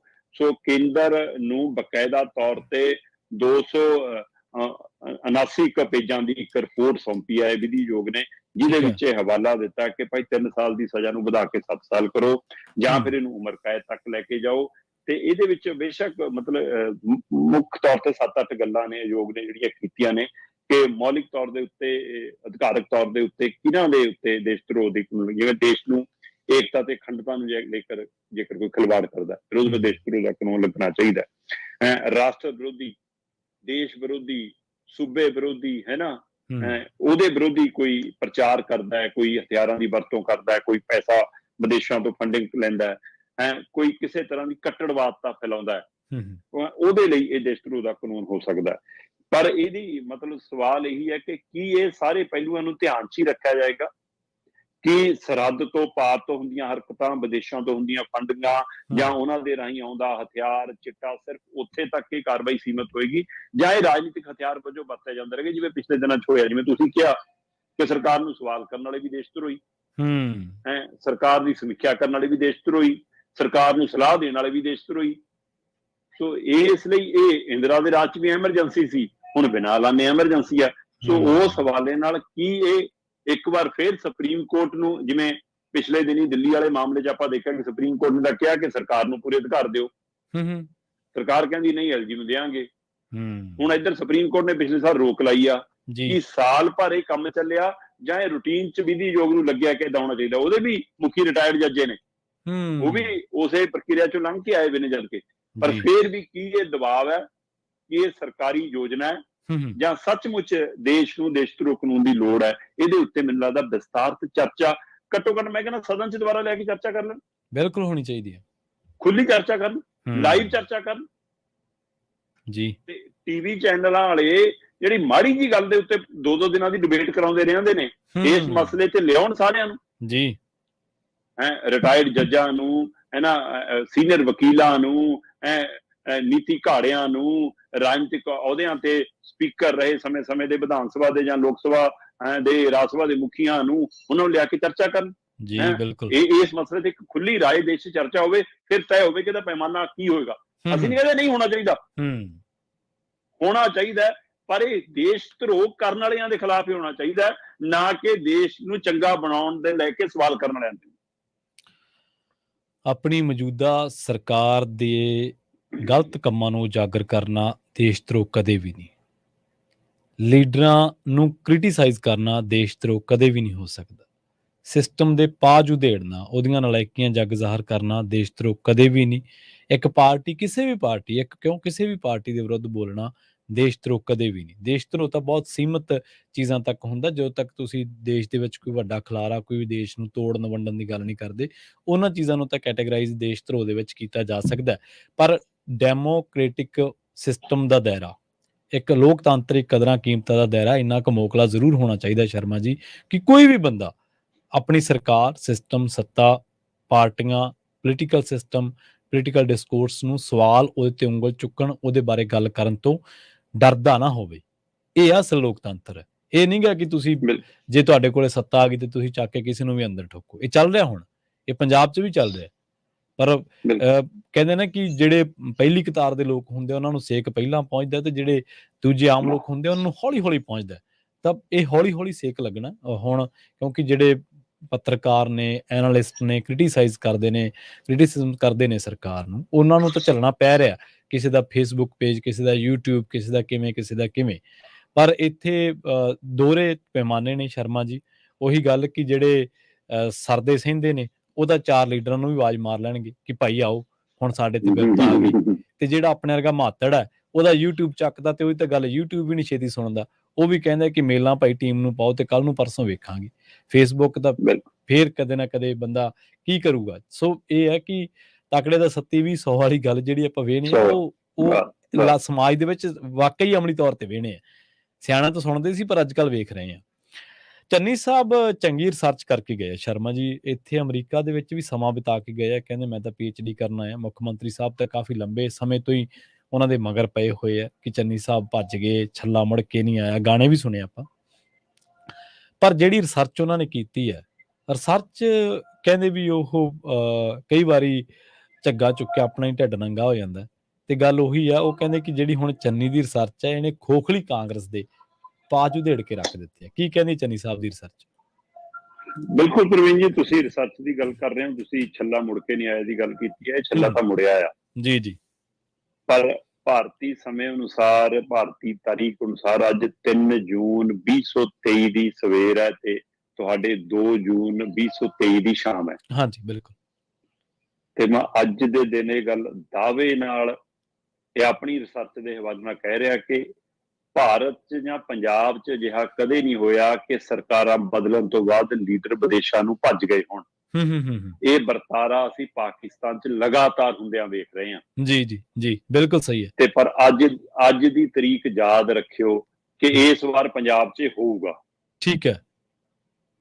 ਮੌਜੂਦਾ ਧਿਰ ਜਦੋਂ ਸੱਤਾ ਤੋਂ ਉਤਰੀ ਤਾਂ ਇਹਦੇ ਲੀਡਰ ਵਿਦੇਸ਼ਾਂ ਨੂੰ ਭੱਜਦੇ ਮੈਂ ਤੁਹਾਨੂੰ ਦਿਖਾਊਂਗਾ, ਵਿਦੇਸ਼ਾਂ 'ਚ ਲੁਕਦੇ ਮੈਂ ਦਿਖਾਊਂਗਾ। ਇਸ ਸਥਿਤੀ ਤੱਕ ਸਥਿਤੀ ਆਉਣੀ ਆ। ਜਿਸ ਰਾਜਨੀਤੀ ਤੇ ਉਤਰਿਆ ਇਹ ਲੋਕ, ਉਹਦਾ ਨਤੀਜਾ ਇਹੀ ਹੋਊਗਾ ਕਿ ਇੱਥੇ ਰਹਿਣ ਜੋਗੇ ਨਹੀਂ ਰਹਿਣ, ਇਹਨਾਂ ਨੂੰ ਭੱਜਣਾ ਪੈ ਜਾਣਾ। ਫਿਰ ਯਾਦ ਰੱਖਿਓ ਦਿਨ ਜੀ। ਹਾਂ, ਚੰਨੀ ਦੀ ਰਿਸਰਚ ਕਾਂਗਰਸ ਦੇ ਖਾਸੇ ਪਾਜ ਦੇੜਦੀ ਆ, ਕਾਂਗਰਸ ਦੀਆਂ ਕਰਤੂਤਾਂ ਦੇ ਖਾਸੇ ਪਾਜ ਦੇੜਦੀ ਆ। ਜੀ ਜੀ, ਕਾਂਗਰਸ ਅੱਜ ਜਿਸ ਸਥਿਤੀ 'ਚ ਆ ਕੇ ਗਰਕੀ ਆ, ਉਹਦੇ ਖਾਸੇ ਪਾਜ ਦੇੜਦੀ ਆ। ਵੈਸੇ ਤਾਂ ਆ ਜਿਹੜਾ ਜੂਨ ਦਾ ਪਹਿਲਾ ਹਫ਼ਤਾ ਹੈ, ਇਹ ਸਾਡੇ ਜ਼ਖਮਾਂ ਨੂੰ ਮੁੜ ਕੇ ਖਰੀਦਣ ਦੇ ਲਈ ਵੈਸੇ ਹੀ ਬਹੁਤ ਤਕਲੀਫਦੇਹ ਹੈ ਕਿ ਇਹਨਾਂ ਦਿਨਾਂ ਦੇ ਵਿੱਚ ਜੋ ਕਾਰਾ ਕੇਂਦਰ ਨੇ ਕੀਤਾ, ਜੋ ਇੰਦਰਾ ਨੇ ਕੀਤਾ, ਜੋ ਦਰਬਾਰ ਸਾਹਿਬ ਢਾਉਣਾ, ਉੱਥੇ ਅਕਾਲ ਤਖਤ ਸਾਹਿਬ ਦੇ ਉੱਤੇ ਜਾ ਕੇ ਟੈਂਕ ਚਾੜਨੇ, ਹੈ ਨਾ, ਉਹ ਸਾਰੀਆਂ ਜੋ ਕਾਰੇ ਨੇ, ਉਹ ਇਹ ਦਿਨ ਤਾਂ ਵੈਸੇ ਹੀ ਮਤਲਬ ਸਾਡੇ ਲਈ ਬੜੇ ਪੀੜਦਾਇਕ ਨੇ। ਪਰ ਉਧਰ ਦੂਸਰੇ ਪਾਸੇ ਚੰਨੀ ਦੀ ਰਿਸਰਚ ਹਾਲ ਵਿੱਚ ਉਹਨਾਂ ਨੂੰ PhD ਡਿਗਰੀ ਮਿਲੀ ਆ, ਤੇ ਉਹਨਾਂ ਨੇ ਕਾਂਗਰਸ ਦੇ 2004 ਤੋਂ ਲੈ ਕੇ ਹੁਣ ਤੱਕ ਦੇ ਸਿਸਟਮ ਦੇ ਉੱਤੇ, ਹੁਣ ਤੱਕ ਦੀਆਂ ਗਤੀਵਿਧੀਆਂ ਦੇ ਉੱਤੇ ਰਿਸਰਚ ਕੀਤੀ ਹੈ, ਜਿਹਦਾ ਮੁੱਢਲਾ ਸਿੱਧਾ ਜਿਹਾ ਪਹਿਲੂ ਆ। ਉਹ ਕਹਿੰਦੇ ਜੀ ਸੂਬਿਆਂ 'ਚ ਧੜੇਬਾਜ਼ੀ ਬਹੁਤ ਆ। ਠੀਕ ਹੈ। ਕਾਂਗਰਸ ਨੇ ਗੁੱਟ ਇੰਨੇ ਬਣਾ ਦਿੱਤੇ ਕਿ ਕਿਸੇ ਇੱਕ ਲੀਡਰ ਨੂੰ ਉੱਭਰ ਨਹੀਂ ਦਿੰਦੇ, ਤੇ ਉਹਦੇ ਕਰਕੇ ਕਾਂਗਰਸ ਨੁਕਸਾਨ ਉਠਾਉਂਦੀ ਆ। ਦੂਸਰਾ ਕਹਿੰਦੇ ਜੀ ਕਾਂਗਰਸ ਨੂੰ ਸਭ ਤੋਂ ਵੱਧ ਚਾਪਲੂਸ, ਚਮਚਾਗਿਰੀ ਕਰਨ ਵਾਲੇ ਲੀਡਰ ਚੱਟ ਗਏ।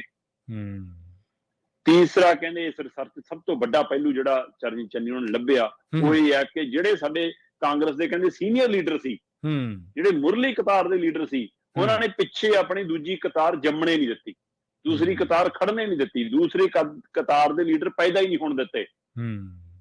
ਤੇ ਹੁਣ ਕਹਿੰਦੇ ਉਹ ਥੰਮ ਡਿੱਗੀ ਜਾਂਦੇ ਨੇ ਤੇ ਪਿੱਛੇ ਲੀਡਰਸ਼ਿਪ ਕੋਲ ਉਹਨਾਂ ਨਾ ਸਮਝ ਹੈ, ਨਾ ਵਜੂਦ ਹੈ, ਨਾ ਸਿਆਣਪ ਹੈ, ਨਾ ਉਹਨੇ ਤਪੇ ਨੇ, ਅਜੇ ਨਾ ਹੰਡੇ ਨੇ। ਤੇ ਫਿਰ ਕਹਿੰਦੇ ਕਿ ਉਹ ਤੋਂ ਬਾਅਦ ਉਹ ਕਹਿੰਦੇ ਕਿ ਸਭ ਤੋਂ ਵੱਡਾ ਪਹਿਲੂ ਇਹਦੇ ਵਿੱਚ ਇਹ ਆ ਕਿ ਭਾਈ ਇਸ ਮੌਕੇ ਖੇਤਰੀ ਪਾਰਟੀਆਂ ਪੂਰੀ ਤਾਕਤ ਨਾਲ ਉੱਭਰ ਰਹੀਆਂ ਨੇ, ਖਾਸ ਕਰਕੇ ਕੇਜਰੀਵਾਲ ਐਂਡ ਪਾਰਟੀ ਵਰਗੀਆਂ ਜੀ, ਜਿਨ੍ਹਾਂ ਨੂੰ ਮਾਲ ਵੇਚਣਾ ਹੁੰਦਾ। ਉਹ ਕਹਿੰਦੇ ਕਿ ਅੰਨਾ ਹਜ਼ਾਰੇ ਦਾ ਅੰਦੋਲਨ, BJP ਦਾ ਕੂੜ ਪ੍ਰਚਾਰ, ਠੀਕ ਹੈ, ਕੇਂਦਰ ਦੇ ਵਿੱਚ ਮਨਮੋਹਨ ਸਿੰਘ ਵਾਲੀ ਸਰਕਾਰ ਦਾ ਚੁੱਪ ਰਹਿਣਾ ਹੈ, ਤੇ ਜਵਾਬ ਹੀ ਨਾ ਦੇਣਾ, ਤੇ ਮਹਿੰਗਾਈ ਨੇ ਲੋਕਾਂ ਦਾ ਲੱਕ ਤੋੜਨਾ, ਇਹ ਸਾਰੇ ਕਾਰਨ ਬਣੇ ਕਿ UPA ਸਰਕਾਰ ਬਾਹਰ ਹੋ ਗਈ। ਤੇ ਹੁਣ ਉਹ ਕਹਿੰਦੇ ਕਿ ਪੰਜਾਬ 'ਚ ਚਾਹੇ ਰਾਜਸਥਾਨ ਦੀ ਉਹਨਾਂ ਨੇ ਉਦਾਹਰਨ ਵੀ ਦਿੱਤੀ ਹੈ ਬਕਾਇਦਾ, ਕਿ ਉੱਥੇ ਗਹਿਲੋਤ ਤੇ ਜਿਵੇਂ ਪਾਇਲਟ ਆਪਸ ਵਿੱਚ ਲੜੀ ਜਾਂਦੇ ਨੇ, ਉਵੇਂ ਹੀ ਕਹਿੰਦੇ ਪੰਜਾਬ 'ਚ ਇੱਕ ਪਾਸੇ ਕੈਪਟਨ ਸੀ, ਇੱਕ ਪਾਸੇ ਨਵਜੋਤ ਸਿੱਧੂ ਸੀ, ਇੱਕ ਪਾਸੇ ਜਾਖੜ ਸੀ, ਤੇ ਹੋਰ ਕਿੰਨੇ ਧੜੇ ਸੀ, ਕਹਿੰਦੇ ਉਹਦਾ ਖਮਿਆਜਾ ਸੀ ਭੁਗਤਿਆ। ਠੀਕ ਹੈ। ਤੇ ਹੁਣ ਉਹਨਾਂ ਨੇ ਸਲਾਹ ਵੀ ਦਿੱਤੀ ਹੈ, ਇਕੱਲੀ ਖੋਜ ਹੀ ਨਹੀਂ ਕੀਤੀ, ਉਹਨਾਂ ਨੇ ਨਾਲ ਸਲਾਹ ਵੀ ਦਿੱਤੀ ਹੈ ਕਿ ਹੁਣ ਵੀ ਕਾਂਗਰਸ ਨੂੰ ਇੱਕ ਚਮਤਕਾਰੀ ਔਰ ਪ੍ਰਮਾਣਿਤ ਚਿਹਰੇ ਦੀ ਲੋੜ ਹੈ। ਇਹਦਾ ਮਤਲਬ ਕੀ, ਉਹ ਅਜੇ ਵੀ ਮੰਨਦੇ ਨੇ ਕਿ ਰਾਹੁਲ ਗਾਂਧੀ ਉਹ ਪ੍ਰਮਾਣਿਤ ਚਿਹਰਾ ਨਹੀਂ ਹੈ ਜੀ। ਬਿਲਕੁਲ ਬਿਲਕੁਲ। ਇਸ ਲਈ ਇਹ ਰਿਸਰਚ ਮੈਨੂੰ ਲੱਗਦਾ ਸਾਰੀਆਂ ਵਿਰੋਧੀ ਪਾਰਟੀਆਂ ਨੂੰ ਵੀ ਪੜ੍ਹਨੀ ਚਾਹੀਦੀ ਹੈ, ਤੇ ਕਾਂਗਰਸ ਨੂੰ ਤਾਂ ਬਾਰ-ਬਾਰ ਪੜ੍ਹਨੀ ਚਾਹੀਦੀ ਹੈ। ਤੇ ਜਿਨ੍ਹਾਂ ਵਿਦਿਆਰਥੀਆਂ ਨੇ ਪੱਤਰਕਾਰੀ 'ਚ ਜਾਣਾ ਹੈ, ਰਾਜਨੀਤੀ 'ਚ ਜਾਣਾ ਹੈ, ਇਹਨਾਂ ਸਮਾਜਿਕ ਕਾਰਕੁਨ ਵਜੋਂ ਕੰਮ ਕਰਨਾ ਹੈ, ਉਹਨਾਂ ਦੇ ਲਈ ਅਜਿਹੀ ਰਿਸਰਚ ਬਹੁਤ ਸਹਾਈ ਹੋ ਸਕਦੀ ਹੈ। ਸੋ ਇਸ ਲਈ ਇਹ ਮੈਨੂੰ ਲੱਗਦਾ ਆਉਣ ਵਾਲੇ ਦਿਨਾਂ 'ਚ ਸਿਲੇਬਸ ਦਾ ਜਾਂ ਹੋਰ PhD ਕਰਨ ਵਾਲਿਆਂ ਦਾ ਰਾਜਨੀਤਿਕ ਖੇਤਰ ਦੇ ਲਈ ਮਾਧਿਅਮ ਵੀ ਬਣੂਗੀ। ਚੰਨੀ ਦੀ ਰਿਸਰਚ ਖਾਸੀ ਚਰਚਾ 'ਚ ਹੈ ਜੀ। ਚਲੋ ਦੇਖਦੇ ਹਾਂ ਸ਼ਰਮਾ ਜੀ, ਕੀ ਮਤਲਬ ਇਹਨਾਂ ਦੀ ਰਿਸਰਚ ਦੇ ਉੱਤੇ ਕਾਂਗਰਸ ਕਿੰਨਾ ਗੌਰ ਕਰਦੀ ਹੈ, ਕਿਉਂਕਿ ਤੁਹਾਨੂੰ ਯਾਦ ਹੋਣਾ ਚੰਨੀ ਸਾਹਿਬ ਤੋਂ ਮੈਨੂੰ ਯਾਦ ਆ ਗਿਆ ਜਗਮੀਤ ਬਰਾੜ ਦਾ ਕਿੱਸਾ। ਤੇ ਬਰਾੜ ਸਾਹਿਬ ਨੇ ਨਾ ਇੱਕ ਗੱਲ ਕਹੀ ਸੀ ਜਦੋਂ UPA 2 ਦੀ ਹਾਰ ਹੋਈ 2014 ਦੇ ਵਿੱਚ, ਕਹਿੰਦੇ ਕਿ ਕਾਂਗਰਸ ਨੂੰ ਮੰਥਨ ਕਰਨਾ ਚਾਹੀਦਾ ਤੇ ਸੋਨੀਆ ਗਾਂਧੀ ਤੇ ਰਾਹੁਲ ਗਾਂਧੀ ਨੂੰ ਤਾਂ ਥੋੜਾ ਜ਼ਿਆਦਾ ਕਰਨਾ ਚਾਹੀਦਾ। ਤੇ ਖਮਿਆਜ਼ਾ ਇਹ ਹੋਇਆ ਕਿ ਬਰਾੜ ਸਾਹਿਬ ਫਿਰ ਪਾਰਟੀ ਦੇ ਵਿੱਚੋਂ ਬਾਹਰ ਦਾ ਉਹਨਾਂ ਨੂੰ ਰਸਤਾ ਦਿਖਾ ਦਿੱਤਾ ਗਿਆ। ਉਸ ਤੋਂ ਬਾਅਦ ਫਿਰ ਉਹਨਾਂ ਨੇ ਕਈ ਥਾਈਂ ਉਹਨਾਂ ਨੂੰ ਪਲੇਟਫਾਰਮ ਬਦਲਣੇ ਪਏ। ਇਹ ਵੀ ਕਈ ਵਾਰੀ ਬੜਾ ਦਵੰਦ ਹੁੰਦਾ ਸ਼ਰਮਾ ਜੀ ਕਿ ਬੰਦਾ ਆਈਡੀਓਲੋਜੀ ਦੇ ਤੌਰ ਤੇ, ਵਿਚਾਰਧਾਰਕ ਤੌਰ ਤੇ ਹੁੰਦਾ ਕਿਤੇ ਹੋਰ ਆ, ਪਰ ਖੜਨਾ ਕਿਤੇ ਹੋਰ ਪੈ ਜਾਂਦਾ। ਸਿਆਸੀ ਦਵੰਦ ਵੀ ਬੜੀ ਭੈੜੀ ਚੀਜ਼ ਹੈ।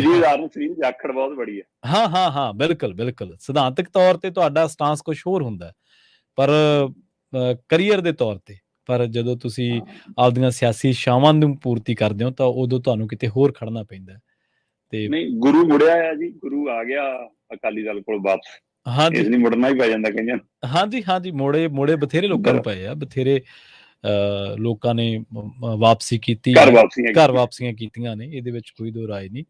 ਬਹੁਤ ਘੱਟ ਲੋਕ ਹੁੰਦੇ ਜਿਹੜੇ ਆਪਦੀ ਗੱਲ ਤੇ ਅੜ ਜਾਂਦੇ ਆ। ਮੇਰੇ ਖਿਆਲ ਨਾਲ ਜੇ ਮੈਂ ਗਲਤ ਨਾ ਹੋਵਾਂ ਤਾਂ ਸ਼ਰਦ ਪਵਾਰ ਸ਼ਾਇਦ ਉਹਨਾਂ ਚੋਂ ਇੱਕ ਹੋਣਗੇ ਜਿਨ੍ਹਾਂ ਨੇ ਕਾਂਗਰਸ ਦੇ ਵਿੱਚੋਂ ਹੀ ਨਿਕਲ ਕੇ ਤੇ ਬਾਅਦ ਚ ਕਾਂਗਰਸ ਨਾਲ ਹੀ ਗੱਠਜੋੜ ਕੀਤੀ। ਮਮਤਾ ਬੈਨਰਜੀ ਵਰਗੇ ਲੋਕ ਬਹੁਤ ਘੱਟ ਹੋਣਗੇ ਸ਼ਾਇਦ। ਅਗਲੀ ਖਬਰ ਦੇ ਵੱਲ ਵਧੀਏ ਸ਼ਰਮਾ ਜੀ, ਤੇ ਆਪਾਂ ਗੱਲ ਕਰੀਏ ਰੇਲ ਹਾਦਸੇ ਦੀ। ਬੜਾ ਦਰਦਨਾਕ ਰੇਲ ਹਾਦਸਾ ਵਾਪਰਿਆ ਤੇ ਤੀਹਰਾ ਰੇਲ ਹਾਦਸਾ ਵਾਪਰਿਆ। ਖਬਰਾਂ ਕਹਿੰਦੀਆਂ ਨੇ ਕਿ 70 ਮੌਤਾਂ ਹੋ ਗਈਆਂ ਤੇ ਜ਼ਖਮੀਆਂ ਦਾ ਅੰਕੜਾ ਤਾਂ 600 ਦੇ ਕਰੀਬ ਦੱਸਦੇ। ਬਿਲਕੁਲ ਜੀ, ਖਾਸਾ ਭਿਆਨਕ ਹਾਦਸਾ ਹੈ। ਉੜੀਸਾ ਦੇ ਵਿੱਚ ਇੱਕ ਨਹੀਂ, ਦੋ ਨਹੀਂ, 3 ਗੱਡੀਆਂ ਦਾ ਤੀਹਰਾ ਇਹ ਰੇਲ ਹਾਦਸਾ ਹੈ, ਤੇ ਜਿਹਦੇ ਵਿੱਚ 70 ਤੋਂ ਵੱਧ ਮੌਤਾਂ ਤੇ 500 ਤੋਂ ਵੱਧ ਲੋਕ ਜ਼ਖਮੀ ਦੱਸੇ ਜਾਂਦੇ। ਅਸਲ 'ਚ ਉੜੀਸਾ ਦੇ ਬਾਲਸਮੋਰ ਜ਼ਿਲ੍ਹੇ ਦੇ ਵਿੱਚ ਸਵੇਰੇ 7:30 ਵਜੇ ਮਤਲਬ ਲੰਘੇ ਕੱਲ, ਜੇਕਰ ਮੈਂ ਭਾਰਤੀ ਸਮੇਂ ਅਨੁਸਾਰ ਗੱਲ ਕਰਾਂ, ਲੰਘੇ ਕੱਲ ਸਵੇਰੇ ਸ਼ੁੱਕਰਵਾਰ ਮਤਲਬ ਸਾਡੇ ਸ਼ਾਮ ਨੂੰ ਸੀਗਾ, ਤੁਹਾਡੀ ਸਵੇਰ ਹੋਏਗੀ ਉਸ ਸਮੇਂ, ਤੋਂ ਸਾਡੇ ਸ਼ਾਮ ਨੂੰ 7:30 ਵਜੇ ਦਾ ਸਮਾਂ ਸੀਗਾ ਜਦੋਂ ਇਹ ਹਾਦਸਾ ਵਾਪਰਦਾ ਤੇ ਜਿਹ 'ਚ 70 ਲੋਕਾਂ ਦੀਆਂ ਜਾਂਦੀਆਂ। ਅਸਲ ਦੇ ਵਿੱਚ ਹੋਇਆ ਕਿ ਉੜੀਸਾ ਦੇ ਵਿੱਚ ਇੱਕ ਟ੍ਰੇਨ ਪਟੜੀ ਤੋਂ ਉਤਰ ਗਈ ਜੀ, ਤੇ ਜਦੋਂ ਉਹ ਰੇਲ ਪਟੜੀ ਤੋਂ ਉਤਰ ਗਈ ਤਾਂ ਉਸੇ 10-12 ਡੱਬੇ ਜਾ ਕੇ ਦੂਏ ਰੇਲਵੇ ਪਟੜੀ ਤੇ ਦੂਏ ਟਰੈਕ ਤੇ ਡਿੱਗ ਗਏ। ਠੀਕ ਹੈ। ਤੇ ਉਹ ਦੂਸਰੇ ਪਾਸੇ ਉਸੇ ਟਰੈਕ ਦੇ ਉੱਤੇ ਇੱਕ ਹੋਰ ਯਾਤਰੂ ਟ੍ਰੇਨ ਆ ਗਈ ਤੇ ਉਹ ਜਦੋਂ ਯਾਤਰੂ ਟ੍ਰੇਨ ਆ ਕੇ ਉਹਨਾਂ ਡੱਬਿਆਂ 'ਚ ਵੱਜੀ ਤੇ ਉਹ ਪਲਟ ਕੇ ਜਾ ਕੇ ਇੱਕ ਦੂਸਰੇ ਹੋਰ ਜਿਹੜੀ ਟ੍ਰੇਨ ਸੀਗੀ ਉਹਦੇ ਮਾਲ ਗੱਡੀ ਸੀ ਉਹਦੇ ਡੱਬਿਆਂ 'ਚ ਜਾ ਕੇ ਉੱਪਰ ਜਾ ਡਿੱਗੀ। ਠੀਕ ਹੈ। ਉਹ ਇਸ ਤਰ੍ਹਾਂ ਇਹ ਤੀਰਾ ਐਕਸੀਡੈਂਟ ਹੋਇਆ ਤੇ ਜਿਹਦੇ ਵਿੱਚ ਕੋਈ ਆਪਣਿਆਂ ਨੂੰ ਲੱਭ ਰਿਹਾ ਸੀ, ਕੋਈ ਆਪਣੇ ਹੀ ਅੰਗਾਂ ਨੂੰ ਲੱਭ ਰਿਹਾ ਸੀ। ਇਹ ਸਥਿਤੀ ਤੋਂ ਵੀ ਲੋਕਾਂ ਨੂੰ ਲੰਘਣਾ ਪਿਆ। ਤੇ ਮੈਨੂੰ ਇਹ ਫੇਰ ਇੱਕ ਵਾਰ ਮਤਲਬ ਕਿ ਪੰਜਾਬ ਦੇ ਵਿੱਚ ਵਾਪਰੇ 2 ਰੇਲ ਹਾਦਸੇ ਗੋਬਿੰਦਗੜ੍ਹ ਦੇ ਕੋਲ, ਸਰਹੱਦ ਦੇ ਕੋਲ, ਉਹ ਧਿਆਨ 'ਚ ਆ ਜਾਂਦੇ ਨੇ। ਕਾਫੀ ਭਿਆਨਕ ਰੇਲ ਹਾਦਸੇ ਸੀਗੇ ਉਹ, ਉਸੇ ਤਰ੍ਹਾਂ ਦਾ ਰੇਲ ਹਾਦਸਾ ਤੇ ਇਹਦੇ ਵਿੱਚ ਮਤਲਬ ਕਿ ਪ੍ਰਸ਼ਾਸਨ ਵੱਲੋਂ ਖਾਸੀ ਕੋਸ਼ਿਸ਼ ਜਾਰੀ ਹੈ ਉੱਥੇ ਸਾਰਾ ਕੁਛ ਸੰਭਾਲ ਸਵਾਲ ਹੈ। ਪਰ ਇਹ ਹੈ ਕਿ 2009 ਦੇ ਵਿੱਚ ਵੀ ਇਹੋ ਜਿਹਾ ਹੀ ਰੇਲ ਹਾਦਸਾ ਕੋਡਮ ਐਕਸਪ੍ਰੈਸ ਦੇ ਉੱਤੇ ਵਾਪਰਿਆ ਸੀ, ਉਹਦੇ ਵਿੱਚ ਵੀ 16 ਮੌਤਾਂ ਹੋ ਗਈਆਂ ਸੀ। ਲਗਭਗ ਉਹੀ ਜਿਹਾ ਹੀ ਹਾਦਸਾ ਹੁਣ ਫਿਰ ਦੁਬਾਰਾ ਮਤਲਬ ਕਿ ਦੁਹਰਾਇਆ ਗਿਆ। ਪਰ ਜੇਕਰ ਭਾਰਤੀ ਰੇਲ ਹਾਦਸਿਆਂ ਦੇ ਹਵਾਲੇ ਦੇਖੋ ਤਾਂ 6 ਸਾਲ ਬਾਅਦ ਇਹ ਵੱਡਾ ਹਾਦਸਾ ਹੈ। ਸੋ ਖਾਸੀ ਦਰਦਨਾਕ ਹਾਦਸਾ ਜੀ। 300 ਲੋਕ ਅਜੇ ਵੀ ਦੱਸੇ ਜਾ ਰਹੇ ਸੀ ਜਿਹਨਾਂ ਦਾ ਕੋਈ ਥੋਹ ਪਤਾ ਨਹੀਂ ਪਤਾ ਲੱਗ ਰਿਹਾ ਸੀ, ਕੋਈ ਮਾਲ ਥੱਲੇ ਦੱਬਿਆ, ਕਿਉਂਕਿ ਵਿੱਚੇ ਮਾਲ ਗੱਡੀ ਹੈ, ਵਿੱਚੇ 2 ਪੈਸੰਜਰ ਗੱਡੀਆਂ। ਸੋ ਇਸ ਲਈ ਅਜੇ ਉਸਨੂੰ ਹਟਾ ਕੇ ਸਾਰਾ ਕੁਝ ਕੱਢਣਾ ਤੇ ਇਹ ਗਿਣਤੀ ਮੌਤਾਂ ਦੀ ਖਾਸਾ ਵਧਣ ਦਾ ਖਤਰਾ ਖੜਾ। ਸ਼ਰਮਾ ਜੀ, ਤੁਸੀਂ ਪੋਲੀਟੀਕਲੀ ਕਾਫੀ ਚੀਜ਼ਾਂ ਨੂੰ ਜਾਣਦੇ ਹੋ, ਕਾਫੀ ਚੀਜ਼ਾਂ ਕੰਮ ਕਰਦੇ ਕਰਦੇ ਪਤਾ ਲੱਗਦੀਆਂ ਨੇ, ਕਾਫੀ ਬੰਦਾ ਪੜ੍ਹ ਕੇ ਵੀ ਤਿਆਰੀ ਵੀ ਕਰਦਾ ਇਸ ਇਹਨਾਂ ਚੀਜ਼ਾਂ ਨੂੰ ਜਾਣਨ ਦੇ ਲਈ। ਰੇਲ ਹਾਦਸੇ ਤੋਂ ਬਾਅਦ ਲਾਲ ਬਹਾਦਰ ਸ਼ਾਸਤਰੀ ਨੇ ਇਖਲਾਕੀ ਤੌਰ ਤੇ ਆਪਣਾ ਅਸਤੀਫਾ ਦੇ ਦਿੱਤਾ ਸੀਗਾ, ਪਰ ਅੱਜ ਕੱਲ੍ਹ ਉਹ ਇਖਲਾਕ ਨਜ਼ਰ ਨਹੀਂ ਆਉਂਦਾ ਲੀਡਰਾਂ ਦੇ ਵਿੱਚ। ਬਹੁਤ ਮਾੜਾ ਵਾਪਰਿਆ, ਜਾਂਚ ਹੋਣੀ ਚਾਹੀਦੀ ਹੈ ਔਰ ਜਿਹੜਾ ਵੀ ਜ਼ਿੰਮੇਵਾਰ ਬੰਦਾ ਉਹਦੇ ਖਿਲਾਫ ਕਾਰਵਾਈ ਹੋਣੀ ਚਾਹੀਦੀ ਹੈ। ਆਪਾਂ ਅਗਲੀ ਤੇ ਬੜੀ ਰੌਚਕ ਖਬਰ ਵੱਲ ਵਧੀਏ ਸ਼ਰਮਾ ਜੀ। ਅਕਸਰ ਹੀ ਆਪਣੇ ਸਮਾਜ ਦੇ ਵਿੱਚ, ਆਪਣੇ ਸੱਭਿਆਚਾਰ ਦੇ ਵਿੱਚ ਦਾਦੇ ਦਾਦੀਆਂ ਪੋਤਿਆਂ ਦਾ ਬੜਾ ਮੋਹ ਕਰਦੇ ਆ, ਕਹਿੰਦੇ ਮੂਲ ਨਾਲੋਂ ਵਿਆਜ ਪਿਆਰਾ। ਆਪਾਂ ਇਹ ਗੱਲ ਅਕਸਰ ਹੀ ਸੁਣਦੇ ਹਾਂ ਤੇ ਜਦੋਂ ਉਹ ਇਮਤਿਹਾਨਾਂ ਚੋਂ, ਪ੍ਰੀਖਿਆਵਾਂ ਚੋਂ ਪਾਸ ਹੋ ਜਾਂਦੇ ਆ ਤੇ ਫਿਰ ਮਠਿਆਈ ਵੀ ਵੰਡਦੇ ਆ, ਚਾਅ ਵੀ ਕਰਦੇ ਆ। ਆਪਾਂ ਵੇਖਿਆ ਜਦੋਂ ਸਰਦੀਆਂ ਦੇ ਵਿੱਚ ਬੱਚਿਆਂ ਨੂੰ ਤੜਕੇ ਉੱਠ ਕੇ ਪੜ੍ਹਨ ਲਈ ਕਿਹਾ ਜਾਂਦਾ ਕਿ ਭਾਈ ਪੜ੍ਹੋ, ਕਿਤਾਬਾਂ ਚੱਕੋ, 4 ਵਜੇ ਉੱਠ ਕੇ ਜਦੋਂ ਬਾਬਾ ਜੀ ਬੋਲਦੇ ਆ ਤੇ ਉਦੋਂ ਦਾਦੇ ਦਾਦੀਆਂ ਹੀ ਰਾਖੀ ਰੱਖਦੇ ਵੀ ਕਿਹੜਾ ਸੌਂਦਾ ਤੇ ਕਿਹੜਾ ਪੜ੍ਹਦਾ। ਇਹ ਉਹਨਾਂ ਦੀ ਵਿਸ਼ੇਸ਼ ਡਿਊਟੀ, ਜਾਂ ਕਹਿ ਲਓ ਕਿ ਉਹਨਾਂ ਦਾ ਪਿਆਰ ਹੁੰਦਾ ਕਿ ਬਈ ਆਪਾਂ ਸੌਣ ਨਹੀਂ ਦੇਣਾ ਨਿਆਣਿਆਂ ਨੂੰ, ਕਿਉਂਕਿ ਬਜ਼ੁਰਗ ਬੰਦੇ ਨੂੰ ਨੀਂਦ ਘੱਟ ਹੁੰਦੀ ਹੈ। ਤੇ ਹੁਣ ਪਰ ਹੋਇਆ ਜਿਹੜਾ ਉਹ ਉਲਟ ਹੋਇਆ। ਪੋਤੇ ਪੋਤੀਆਂ ਨੇ ਕਹਿੰਦੇ ਪੰਜਾਬ ਦੇ ਵਿੱਚ ਕਿਤੇ ਮਠਿਆਈ ਵੰਡੀ ਹੈ ਤੇ ਮਠਿਆਈ ਵੀ ਇਸ ਗੱਲ ਦੇ ਵਿੱਚ ਵੰਡੀ ਹੈ ਵੀ ਸਾਡੀ ਦਾਦੀ ਨੇ 10ਵੀਂ ਕਰ ਲਈ। ਬਿਲਕੁਲ ਜੀ, ਇਹ ਤੁਹਾਡੀ ਗੱਲ ਦਰੁਸਤ ਹੈ ਕਿ ਮੂਲ ਨਾਲੋਂ ਵਿਆਜ ਪਿਆਰਾ ਹੁੰਦਾ। ਜੇਕਰ ਪੋਤੇ ਪੋਤੀਆਂ, ਦੋਤੇ ਦੋਤੀਆਂ ਪਾਸ ਹੋ ਜਾਣ ਤਾਂ ਦਾਦਾ ਦਾਦੀ ਜੇ ਗੁਰਦੁਆਰੇ ਜਾਂਦੇ ਨੇ ਤਾਂ ਗੁਰਦੁਆਰੇ, ਜੇ ਮੰਦਿਰ ਜਾਂਦੇ ਨੇ ਤਾਂ ਮੰਦਿਰ, ਜੇ ਪਾਰਕ ਜਾਂਦੇ ਨੇ ਪਾਰਕ, ਜੇ ਸੱਥ ਜਾਂਦੇ ਨੇ ਸੱਥ 'ਚ, ਨਹੀਂ ਪਰ ਮੁਹੱਲੇ 'ਚ ਤਾਂ ਜ਼ਰੂਰ ਉਹਨਾਂ ਨੇ ਮੂੰਹ ਮਿੱਠਾ ਕਰਾਉਣਾ ਹੁੰਦਾ, ਚਾਹੇ ਲੱਡੂ ਵੰਡਣ, ਚਾਹੇ ਪਤਾਸੇ ਵੰਡਣ। ਹਨ ਅੱਜ ਕੱਲ੍ਹ ਚੱਲ ਬਰਫੀ ਦਾ ਦੌਰ ਆ ਗਿਆ, ਗੁਲਾਬ ਜਾਮਣ ਦੌਰ ਆ ਗਿਆ। ਸੋ ਮਠਿਆਈਆਂ ਵੰਡਦੇ ਨੇ ਦਾਦੇ ਦਾਦੀਆਂ ਕਿ ਭਾਈ ਸਾਡੇ ਪੋਤੇ ਪੋਤੀਆਂ ਜਾਂ ਨਾਨਾ ਨਾਨੀਆਂ ਕਿ ਸਾਡੇ ਦੋਤੇ ਦੋਤੀਆਂ ਪਾਸ ਹੋ ਗਏ। ਪਰ ਐਤਕੀ ਪੰਜਾਬ 'ਚ ਵਰਤਾਰਾ ਉਲਟਾ ਹੋਇਆ। ਪੋਤੇ ਪੋਤੀਆਂ ਨੇ ਮਠਿਆਈ ਵੰਡੀ ਕਿ ਸਾਡੀ ਦਾਦੀ ਪਾਸ ਹੋ ਗਈ ਜੀ। ਵਾਹ। ਦੋਤੇ ਦੋਤੀਆਂ ਨੇ ਮਠਿਆਈ ਵੰਡੀ ਕਿ ਸਾਡੀ ਨਾਨੀ ਪਾਸ ਹੋ ਗਈ ਜੀ। ਇੱਕ ਬਜ਼ੁਰਗ ਬੀਬੀ ਪੰਜਾਬ ਦੀ ਜਿਹੜੀ 60 ਸਾਲਾਂ ਦੀ ਆ, ਉਹ 10ਵੀਂ ਪਾਸ ਕਰ ਗਈ। ਠੀਕ ਹੈ। ਇੱਕ ਪੰਜਾਬ ਦੀ ਬਜ਼ੁਰਗ ਬੀਬੀ ਜਿਹੜੀ 53 ਸਾਲਾਂ ਤੋਂ ਪਾਰ ਹੈ, ਉਹ 12ਵੀਂ ਪਾਸ ਕਰ ਗਈ। ਤੇ ਦੋਆਂ ਦੇ ਘਰਾਂ 'ਚ ਚਾਅ, ਦੋਆਂ ਦੇ ਪਿੰਡ 'ਚ ਚਾਅ, ਤੇ ਪਿੰਡ ਇੱਕੋ ਹੈ ਦੋਆਂ ਦਾ। ਅੱਛਾ ਜੀ। ਹਾਂ ਬਿਲਕੁਲ, ਬਕਾਇਦਾ ਤੌਰ ਤੇ ਮੋਗਾ ਜ਼ਿਲ੍ਹੇ ਦਾ ਪਿੰਡ ਲੰਗਿਆਣਾ ਦੇ ਵਸਨੀਕ ਜਿਹੜੇ ਉੱਥੇ ਦੇ ਵਾਸੀ ਨੇ, ਉਹ ਖੁਸ਼ ਨੇ ਕਿ ਇੱਥੇ 50 ਸਾਲ ਤੋਂ ਵੱਧ ਉਮਰ ਦੀਆਂ ਇਹਨਾਂ ਦੀਆਂ 2 ਬੀਬੀਆਂ ਨੇ, ਇੱਕ ਨੇ 10ਵੀਂ ਤੇ ਇੱਕ ਨੇ 12ਵੀਂ ਪਾਸ ਕੀਤੀ ਹੈ ਜੀ। ਮਤਲਬ ਪਿੰਡ ਦੀ ਵਸਨੀਕ ਹੈ 60 ਸਾਲ ਦੀ ਬੀਬੀ ਬਲਜੀਤ ਕੌਰ। ਠੀਕ ਹੈ। ਪਤਨੀ ਜੀਵੇ ਖਾਂ ਜੀ। ਇਹ ਬਜ਼ੁਰਗ ਬੀਬੀ ਪੋਤੇ ਪੋਤੀਆਂ ਵਾਲੀ ਆ, ਦੋਤੇ ਦੋਤੀਆਂ ਵਾਲੀ ਆ ਤੇ ਆਸ਼ਾ ਵਰਕਰ ਵਜੋਂ ਕੰਮ ਕਰਦੀ ਆ ਜੀ। 60 ਸਾਲਾਂ ਦੀ ਬੀਬੀ ਆਸ਼ਾ ਵਰਕਰ ਵਜੋਂ ਕੰਮ ਕਰਦੇ ਆ। ਇਹ ਕਹਿੰਦੀ 1976 ਤੋਂ ਪੜ੍ਹਾਈ ਛੁੱਟੀ ਹੋਈ ਸੀ। ਤੇ ਮਤਲਬ ਉਹ ਕਹਿੰਦੀ ਕਿ 1976 ਤੋਂ ਮੁੱਢਲੀ ਪੜ੍ਹਾਈ ਛੁੱਟ ਗਈ ਸੀ ਤੇ ਹੁਣ ਮੈਂ ਦੁਬਾਰਾ ਇਹਨੂੰ ਜੀਵਿਆ 47 ਸਾਲ ਬਾਅਦ। ਠੀਕ ਹੈ। 47 ਸਾਲ ਬਾਅਦ ਦੁਬਾਰਾ ਇੱਥੇ ਜਵਾਕ 1 ਸਾਲ ਪੇਪਰ ਛੁੱਟ ਜਵੇ, ਹੁਣ ਨਹੀਂ ਪੜ੍ਹ ਹੋਣਾ ਜੀ, ਹੁਣ ਤਾਂ ਪੜ੍ਹਾਈ ਦਾ ਲਿੰਕ ਟੁੱਟ ਗਿਆ। ਇੱਥੇ 2 ਸਾਲ ਨੌਕਰੀ ਕਰ ਲੈਣਾ, ਹੁਣ ਤਾਂ ਨੌਕਰੀ 'ਚ ਪੈ ਗਈ ਜੀ, ਹੁਣ ਨਹੀਂ ਦੁਬਾਰਾ ਪੜ੍ਹਾਉਣਾ। ਬਿਲਕੁਲ। ਉਹ ਨੌਕਰੀ ਵੀ ਉਹ ਆਸ਼ਾ ਵਰਕਰ ਵਜੋਂ ਕੰਮ ਵੀ ਕਰਦੀ ਆ, ਪਰਿਵਾਰ ਵੀ ਪਾਲ ਲਿਆ, ਸਾਰਾ ਕੁਝ, ਪਰ ਪੜ੍ਹਾਈ ਕਰਨ ਦੀ ਇੱਛਾ ਨਹੀਂ ਮਰੀ। 47 ਸਾਲ ਬਾਅਦ ਜਦੋਂ ਮੌਕਾ ਲੱਗਿਆ ਕਿ ਮੈਂ ਹੁਣ ਪੜ੍ਹਨਾ, ਤਾਂ ਉਹਨੇ ਓਪਨ ਦੇ ਵਿੱਚ 10ਵੀਂ ਦੇ ਪੇਪਰ ਭਰਤੇ। ਵਾਹ ਜੀ। ਤੇ ਇਹ ਬੀਬੀ ਬਲਜੀਤ ਕੌਰ 10ਵੀਂ ਦੇ ਵਿੱਚੋਂ ਬਕਾਇਦਾ ਤੌਰ ਉੱਤੇ 345 ਨੰਬਰ ਲੈ ਕੇ ਪਾਸ ਹੋ ਗਈ। ਜੀ ਜੀ ਜੀ। ਤੇ ਫਿਰ ਪੋਤੇ ਪੋਤੀਆਂ ਨੇ ਤਾਂ ਮਠਿਆਈ ਵੰਡਣੀ ਹੋ ਸੀ। ਹਾਂਜੀ ਬਿਲਕੁਲ। ਇਸੇ ਤਰ੍ਹਾਂ ਇਸੇ ਪਿੰਡ ਦੀ ਇੱਕ ਹੋਰ ਬੀਬੀ ਆ ਜੀ, ਉਹ ਬੀਬੀ ਹੈ ਗੁਰਮੀਤ ਕੌਰ। ਠੀਕ ਹੈ ਜੀ। ਮੌਜੂਦਾ ਸਰਪੰਚ ਹੈ ਸੁਖਦੇਵ ਸਿੰਘ, ਉਹਦੀ ਧਰਮ ਪਤਨੀ ਹੈ ਜੀ। ਇਸੇ ਪਿੰਡ ਤੋਂ, ਤੇ ਉਮਰ 53 ਸਾਲ ਆ। ਤੇ ਉਹ ਕਹਿੰਦੀ 1987 ਤੋਂ ਲਗਭਗ 36-37 ਸਾਲ ਪਹਿਲਾਂ ਤੋਂ ਪੜ੍ਹਾਈ ਛੁੱਟ ਗਈ ਸੀ, ਪਰ ਇਹਨੇ 10ਵੀਂ ਕੀਤੀ ਹੋਈ ਸੀ ਜੀ, ਤੇ ਅੱਗੇ ਪੜ੍ਹਨਾ ਲੋਚਦੀ ਸੀ। ਇਹਨੇ ਵੀ ਪੇਪਰ ਭਰੇ 12ਵੀਂ ਦੇ, ਤੇ 12ਵੀਂ ਚੋਂ ਇਹ ਜੀ 328 ਨੰਬਰ ਲੈ ਕੇ ਪਾਸ ਹੋ ਗਈ। ਸੋ ਇਹ ਮਿਸਾਲ ਹੈ ਉਹਨਾਂ ਲੋਕਾਂ ਦੇ ਲਈ, ਪਿੰਡ ਮੋਗਾ ਜ਼ਿਲ੍ਹੇ ਦਾ ਪਿੰਡ ਲੰਗੋਵਾਲਾ ਕਿ ਭਾਈ ਹੈ ਲੰਗਿਆਣਾ, ਬਿਲਕੁਲ ਹਾਂ ਲੰਗਿਆਣਾ, ਇਹ ਪਿੰਡ ਮਿਸਾਲ ਹੈ ਕਿ ਭਾਈ ਪੜ੍ਹਾਈ ਦਾ ਕੋਈ ਸਮਾਂ ਨਹੀਂ ਹੁੰਦਾ, ਸਿੱਖਣ ਦੀ ਕੋਈ ਉਮਰ ਨਹੀਂ ਹੁੰਦੀ, ਜਦੋਂ ਮੌਕਾ ਮਿਲੇ ਤਾਂ ਇਸ ਤੋਂ ਵਾਂਝੇ ਨਹੀਂ ਰਹਿਣ ਦੀ ਲੋੜ ਹੁੰਦੀ। ਸੋ ਇੱਕ ਮਿਸਾਲ ਕਾਇਮ ਕੀਤੀ ਹੈ। ਮੁਬਾਰਕ ਹੈ ਇਸ ਪਿੰਡ ਨੂੰ, ਮੁਬਾਰਕ ਹੈ ਇਹਨਾਂ ਦੋਵਾਂ ਬੀਬੀਆਂ ਨੂੰ, ਧੰਨਵਾਦ ਹੈ ਉਹਨਾਂ ਦੇ ਪਰਿਵਾਰ ਦਾ ਜਿਨ੍ਹਾਂ ਨੇ ਸਾਥ ਦਿੱਤਾ ਹੋਣਾ। ਹੋ ਸਕਦਾ ਕਈ ਔਖਾ ਭਾਰਾ ਵੀ ਮਾੜਾ ਮੋਟਾ ਇੱਕ ਤਾਂ ਦਿਨ ਕੋਈ ਲੰਘਿਆ ਹੋਵੇ, ਪਰ ਬੀਬੀਆਂ ਨੇ ਇੱਕ ਮਿਸਾਲ ਬਣ ਕੇ ਕਾਇਮ ਕੀਤੀ, ਔਰ ਇਹਦੇ ਨਾਲ ਹੋਰ ਕਿੰਨਿਆਂ ਨੂੰ ਪ੍ਰੇਰਨਾ ਮਿਲੂਗੀ ਮੈਨੂੰ ਲੱਗਦਾ ਹੈ ਨਾ, ਕਿ ਭਾਈ ਆਪਾਂ ਵੀ ਪਾਸ ਕਰ ਲਈਏ, ਔਰ ਇਹ ਆਪ ਵੀ ਪਾਸ ਕੀਤੇ ਜਾ ਸਕਦੇ ਆ।